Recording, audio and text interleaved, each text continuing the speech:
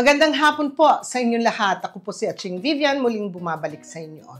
At this time, gusto kong i-share sa inyo ang paggawa ng tamales. Before anything else, thank you Lord at ako po ay napagbigyan ng pagkakataon makarating dito sa Pilipinas at magawa ko yung mga authentic na niluluto dito sa Pinas tuwing Pasko. Ngayon, tayo gagawa ng tamales. Ito po ang aking mga ingredients na kakailanganin nyo. So, umpisahan natin dito sa bigas. This is 3 cups of rice. Puting bigas, kahit anong bigas pwede. Ibinabad ko siya sa 4 cups of water.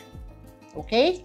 Ngayon, binabad ko ito kagabi. So, ngayon, itong araw na ito, i-grind ko. Pwede ko namang ipagiling sa labas, pero I'd prefer ako mag-grind. So, after siyang nag-grind, ito pa mga ingredients na kailangan.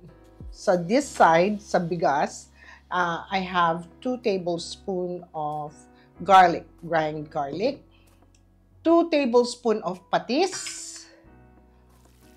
fish sauce, 1 whole chopped onions, and 3 cans of coconut milk. And of course, a little bit of pepper. Now, sa pinaka-topping niya, kakailanganin natin ng chicken. So, I have this boiled chicken and shredded. This is 2 pounds of chicken. And then I also need to use Mamacita Achuete, 1 teaspoon of grated garlic, and 1 small onions chopped. Okay?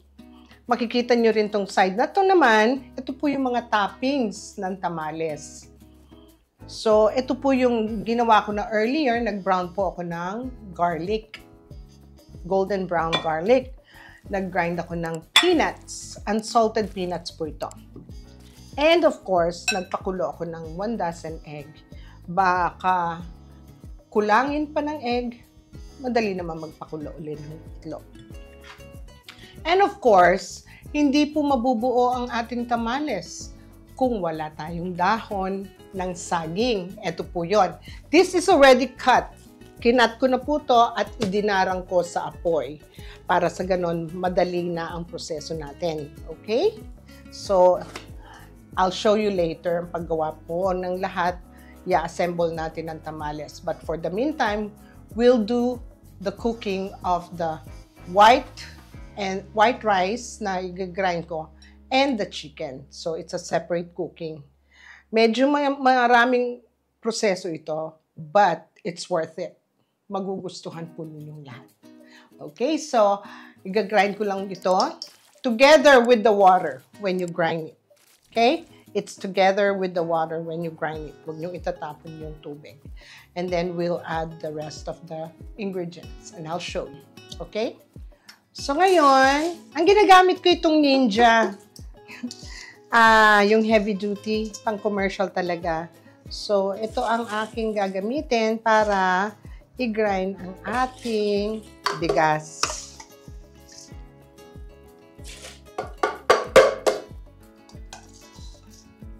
Kung makikita niyo, may strainer ako dito para sa ganon pinong-pino ang pagka-grind ng ating bigas.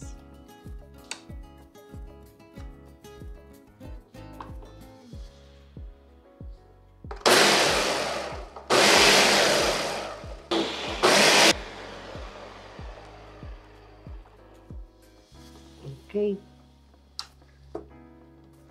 Ayan. So, ngayon, i-drain ko lang siya. I-strain ko, I mean. Okay?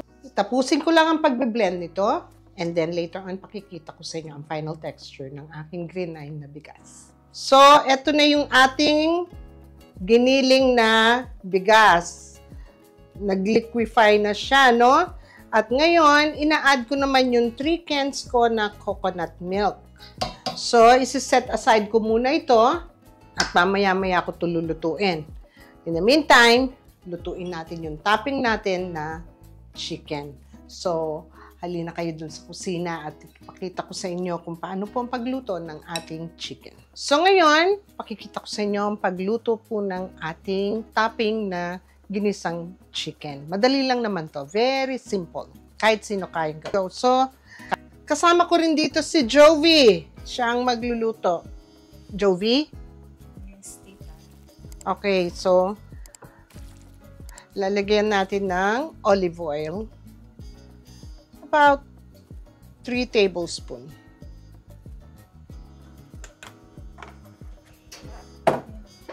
So, Jovi, lagay mo na yung ating garlic. Mainit na po yung pan natin. Pinainit na kanina ni Jovi. So, gigisa lang ni Jovi.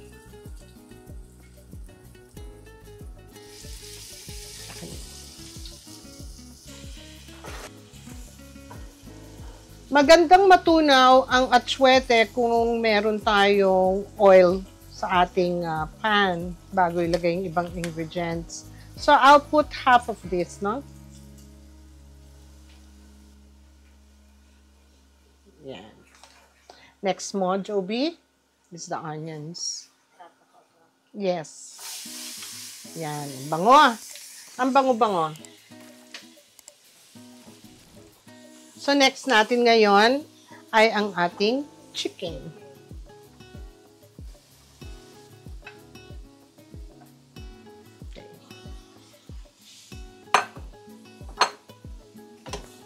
Then, we'll add a little bit of pepper lang. Konti lang, no? Huwag masyado.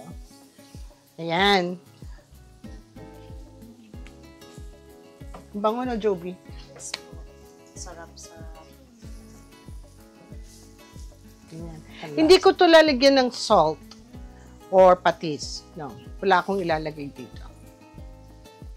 Kasi yung ating mga condiments na ilalagay, malasa na masyado. Para huwag masyadong maalat. Dahil yung pinaka-base natin, which is the rice, yun ang igigisa natin with patis. So, Jovi, paluto na ba? Malapit na? Opo, malapit na po. Okay, so kung makikita ninyo, ang ginisang chicken ni Jovi ay halos ready na. Kasi pinakuluan na natin yung chicken eh. So, madali na lang yan paggisa. Alright, so that's all done. Ngayon naman, papakita ko sa inyo, lulutuin ni Jovi yung pinaka-base natin, yung rice. Okay, since luto na ito, we'll set it aside, let it cool off for a bit, and then we'll start cooking the main base, which is the rice. Okay? So now, ang susunod natin gagawin ay yung ating pinaka-base ng tamales. So, bigyan natin ng konting olive oil. Olive oil lagi po ang aking ginagamit. So, isahan natin sa ating garlic. Next is the onions. Once nag-sweat na yung onions, sunod mo na yung patis, Jovi. Lahat na po to. Yeah, lahat yan. 2 tablespoons ng patis. Okay. So next, Jovi, sunod mo na yung ating... Sige, hawakan ko to. Ayan na, si Jovi, binubuhos na niya ang ating bigas. Ito na yung mixture natin ng bigas na giniling with the coconut milk. So, yan. Hintayin lang natin itong lumapot. Meanwhile, lagyan din natin siya ng pepper. Black pepper. Wala akong white pepper eh. Dapat white pepper. So, black pepper is fine, pero not much. Mga 1 teaspoon din. Okay. So, hahalu-haluin lang to ni Jovi. Pagkatapos, pagka okay na ang texture niya at nag-incorporate na lahat ng mga ingredients na ginamit sa gisa, maglalagkit na po ito. Yun ang inaantay natin na texture. Hintayin lang natin, ano? So, ayan. Inaantay lang natin itong kumulo ng konti hanggang sa maging malapot siya. Buti na lang, nandito si Jovi! So, may katuwang po akong gumagawa ng mga ganitong kakanin. Lalo na sa sa weekend, gagawa naman tayo ng bibingka. I know I promised you, gagawa po ako ng bibingka So, itayin nyo yung ang ating authentic Filipino bibingka. Hintayin lang natin itong lumapot and then I'll get back to you.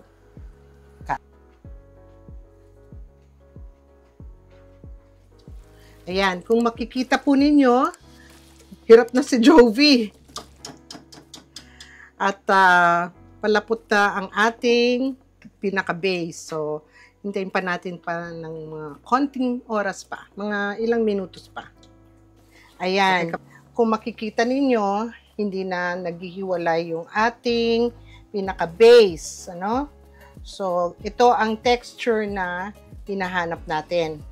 Na makikita mo na nagdidikit-dikit na siya. So, this is all good to go. Ngayon, ayusin natin ngayon yung mga dahon at ipiprep ko at papakita ko sa inyo ang paggawa ng tamales. Ayan, so nakikita nyo, inayos ko na yung dahon. So, 2 dahon po. Ano? Jovi, okay ka ba? Yes po. Nadumihan si Jovi sa pagluto, natilansikan yung kanyang damit. So, pinagpalit ko. So, anyway, pakita ko sa inyo ang paggawa po ng ating tamales. So, first, I use 1 cup. You can use half a cup. Depende sa laki na gusto nyo. Ako kasi ginagawa ko yung medyo may kalakihan. Okay? So, lalagay lang natin siya dito. Okay. So, ayan, nakikita ninyo na nasa sentro ang ating tamales. Okay? So, lalagyan natin ng chicken. Mag-cut ka na ng itlog. Damihan natin yung chicken. Masarap pag maraming chicken. So, dadamihan natin yung chicken since marami naman yung chicken na ginawa natin. Okay? And, lalagay natin ngayon ng itlog.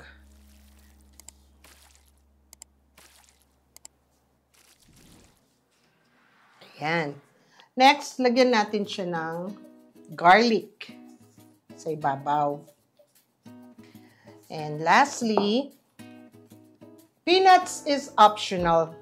Nasa sa inyo kung gusto niyo lagyan ng peanuts o hindi. So, gagawa tayo with peanuts. So now, medyo nagkalat ako ng peanuts. Okay lang. I-assemble na natin ang paggawa nito. Ganyan lang. And fold it. Fold nyo lang.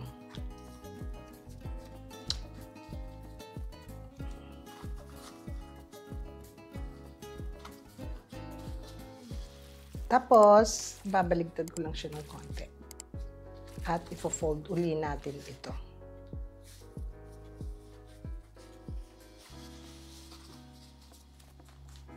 Yung mga iba tinatali nila, hindi ko na kailangang itali.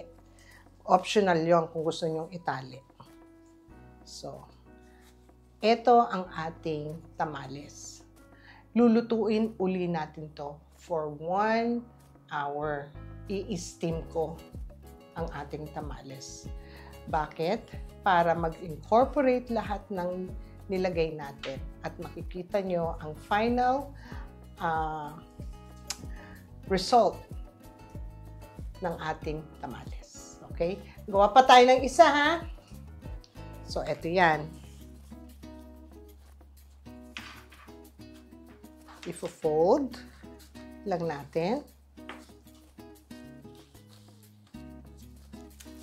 Minsan din naman natin na-perfect talaga.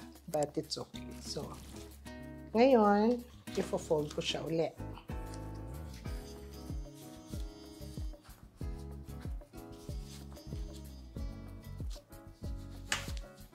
Ayan.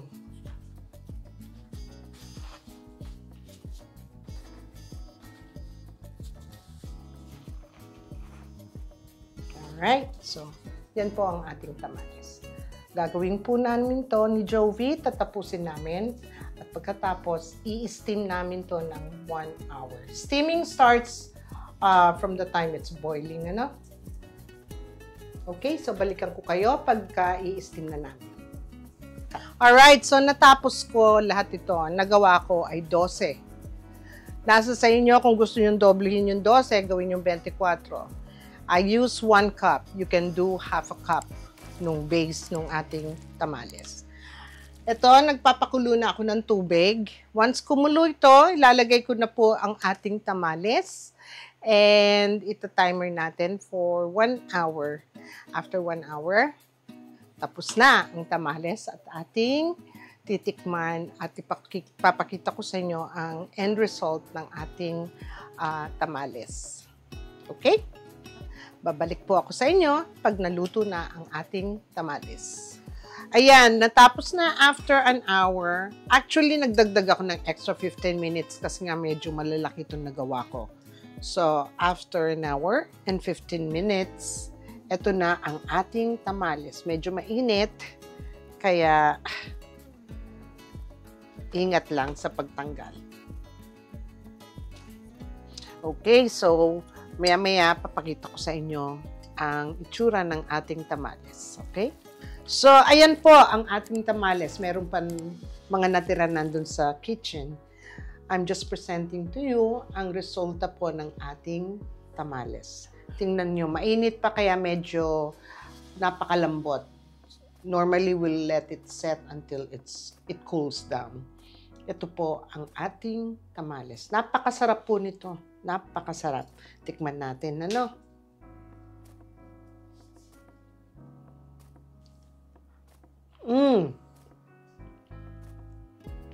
Tama-tama lang ang lasa.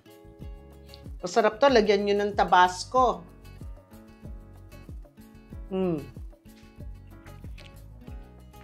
Sobrang sarap. Kahit kayo makakagawa na ngayon nito. And it's perfect for any occasion. Especially during the holidays. Okay, so dyan po nagtatapos ang aking episode ng tamales. Ang susunod natin ay ang bibingka. At the end of the video, ilalagay ko po lahat ng measurements at ang mga ingredients na ginamit ko. So, panoorin nyo lang po ang buong video para matutunan nyo ang step-by-step guide na binibigay ko sa inyo ng paggawa ng mga iba't ibang lutuin. Mapa kalamay, mapa ulam, at kung ano-ano. Bago ako magpaalam sa inyo, gusto ko munang mag-shoutout sa Meadowood Dabbercads, lalong-lalo na kay Ariel Castillo. Siya ang nag-request po ng tamales na to, and I'll be more than happy na may pagluto ko naman siya ng tamales na favorite niya. Anyway, maraming salamat po sa inyo, sa inyong pagpapanood at pagtangkilik sa aking show. Naway kayo magkaroon ng mapayapang araw. To God be the glory. Maraming salamat po sa inyo. Till next time, magkita tayo sa pagluto ko ng bibingka. Okay?